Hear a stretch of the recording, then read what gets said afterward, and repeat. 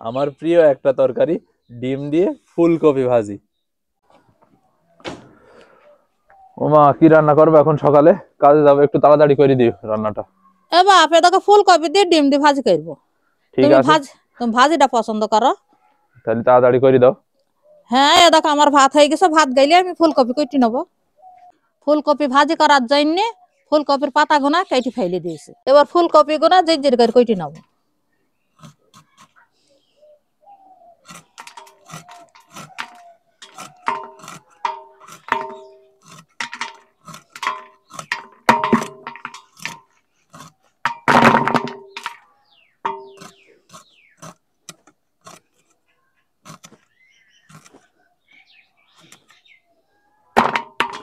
ফুলকপি গোনা জির করে কেটে ধুয়ে নিয়েছে।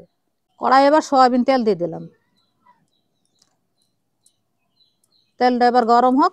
এবার তেলে দিয়ে দিলাম পেঁয়াজ কুচি, আর দিলাম কাঁচা ঝালের কুচি।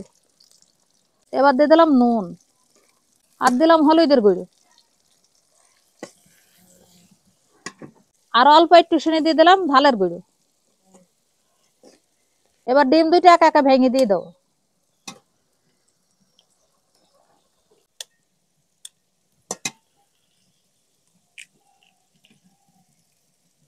এবার নেড়ে চেড়ে কষে নেবো।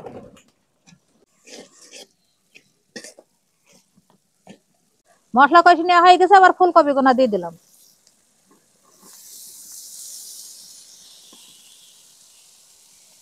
এবার নেড়ে চেড়ে দেবো।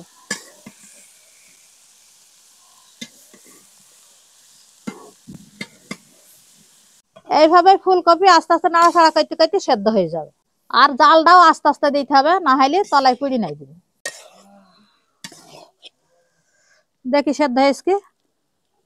সেদ্ধ হয়ে গেছে। একটু নুন দেখি, নুনও ঠিকঠাক আছে। তো এবার ভাজা জিরে গুঁড়ো ছিটে দিয়ে একটু নেড়ে চেড়ে নামিয়ে নেবো। ব্যবসা গালে আইসো, আন্দা হয়ে গেছে, খাই না। তাহলে মা ভাত বাড়ো, আমি যাচ্ছি। এতক্ষণ তো দেখতে পেলেন মা কিভাবে এই ডিম দিয়ে ফুলকপির ভাজি করলো। আর ফুলকপির যে কোনো তরকারি আমার সাথে বেশ ভালোই লাগে, তবে ফুলকপির এই ভাজিটা ডিম দিয়ে আমার সাথে আরো বেশি ভালো লাগে। যার কারণে শীতের সময় আসলে এই তরকারিটা আমি প্রায় সময় মাকে রান্না করে দিতে বলি বা ভেজে দিতে বলি। বেশ খেতে ভালোই লাগে। আপনারা খেয়েছেন কিনা অবশ্যই কমেন্টে জানাবেন। আর যদি না খেয়ে থাকেন, একবার হলেও ট্রাই করে দেখবেন, আশা করি আপনাদেরও ভালো লাগবে খেতে। এবার খাওয়া শুরু করি। তার আগে আপনাদেরকে দেখাই, অনেকে হয়তো বলতে পারেন যে সিদ্ধ হবে না এইভাবে, হয়তো মানে ভেজে রান্না করলে। এই যে দেখাই কত সুন্দর সিদ্ধ হয়েছে, দেখেন প্রত্যেকটা ফুল কি সুন্দর। মানে ওই যে রান্না করলে যেরকম গলে যায়, ঠিক তেমনটাই হয়েছে, তবে ভাজা একটু তো থাকবে ভাজার মতো। এবার খাওয়া শুরু করি। এইভাবে মাখিয়ে নেব। মাখিয়ে নিয়ে এই যে বিসমিল্লাহ।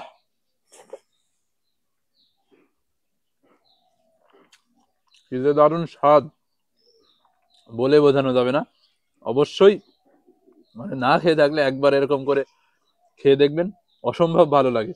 তো যারা এত দূর ভিডিওটা দেখেছেন তাদেরকে অসংখ্য ধন্যবাদ। সবাই সুস্থ থাকবেন, ভালো থাকবেন। সবাইকে জানাই আল্লাহ হাফেজ।